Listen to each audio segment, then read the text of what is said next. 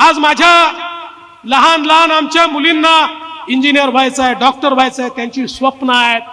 दुर्दैवाने समाजाची व्यवस्था अशी आहे, घरच्या मुलाला तर फी भरण्याकरता आई वडील कर्ज घ्यायला तयार आहे, पण मुलीला सांगतात तुला शिकवायला पैसा नाही आहे, तू त्या ठिकाणी बीकॉम कर, बीए कर, तुला इंजिनियर आम्ही करू शकत नाही. म्हणून आमच्या सरकारने ठरवलं, मुख्यमंत्र्यांच्या नेतृत्वात एकही मुलगी शिक्षणापासून वंचित राहणार नाही. 507 कोर्सेस मध्ये खाजगी कॉलेज मध्ये देखील जेवढी फी लागते ती सगळी फी आमच्या मुलींची आता तुमचे भाऊ महाराष्ट्राचं सरकार त्या ठिकाणी भरणार आहे.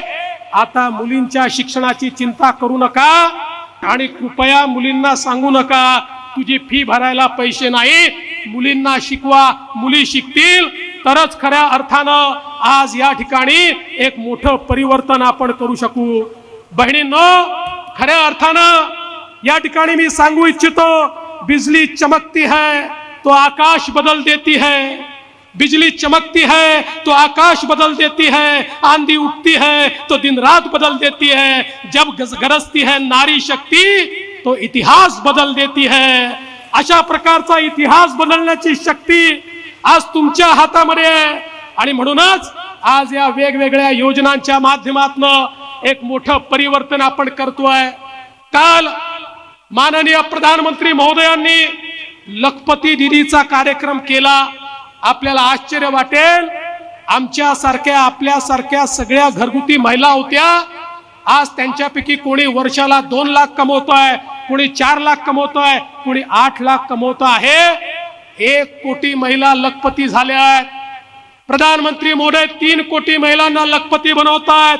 आम्ही ठरवलंय पहिल्या टप्प्यात 25 लाख आणि त्यानंतर 1 कोटी महाराष्ट्रातल्या महिला आम्ही लखपती दीदी बनवणार आहोत. म्हणजे त्या 1 कोटी महिलांचं वर्षाचं उत्पन्न 1 लाखापेक्षा जास्त असेल आणि त्या नोकरी मागणाऱ्या महिला असणार नाहीत, नोकरी देणाऱ्या महिला असतील. अशा प्रकारचं सक्षमीकरण आम्ही हातामध्ये घेतलेलं आहे. आणि म्हणून मी तुम्हाला एवढीच विनंती या निमित्ताने करतोय की या संपूर्ण महिला केंद्रित आमच्या योजना आहेत, एक मोठं परिवर्तन आपण घडवतोय. आणि खऱ्या अर्थानं अजितदादांनी सांगितलं ते देखील खरं आहे. आज समाजामध्ये इतक्या मोठ्या प्रमाणात महिलांच्या बद्दल अपराध होतात. समाजाला एक कीड लागली आहे. आम्हाला माता म्हणून, पिता म्हणून, आमच्या परिवारामध्ये आमची जी मुलं आहेत त्यांना देखील समजावून सांगावं लागेल, महिला या कमोडिटी नाही आहेत. महिला ज्या आहेत त्या आपल्या माता आहेत, त्या आपल्या भगिनी आहेत, त्यांच्यामुळे आपण अरे माता नसती तर कोणीच जन्माला आलं नसतं. ही शिकवण देऊन आमच्या महिलांच्या प्रती त्यांच्या मनामध्ये आदर तयार करणं देखील गरजेचं आहे. पण त्याच वेळी जे लोक महिलांचा अनादर करतील, जे त्या ठिकाणी महिलांच्या विरुद्ध अपराध करतील, त्यांना देखील मोकळं सोडलं जाणार नाही. कठोरात कठोर शिक्षा, अगदी आवश्यकता पडली तर फाशीपर्यंतची शिक्षा त्यांना देण्याचा मानस हा या ठिकाणी आमच्या सरकारने केलाय. मी आज जास्त बोलणार नाही, केवळ एवढंच सांगतो, आज आपण पाहतोय महाराष्ट्रातलं चित्र, नागपूर जिल्ह्याचं चित्र आपण बदललेलं आहे. या जिल्ह्यामध्ये माननीय गडकरी साहेबांच्या नेतृत्वात इतकी वेगवेगळी कामं झाली आहे. मोठ्या प्रमाणात रस्ते असतील, पिण्याच्या पाण्याच्या योजना असतील.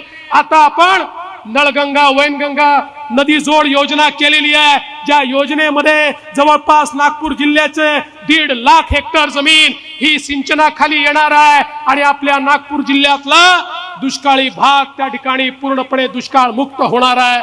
आज समृद्धी सारखा महामार्ग आपण तयार केलेला आहे.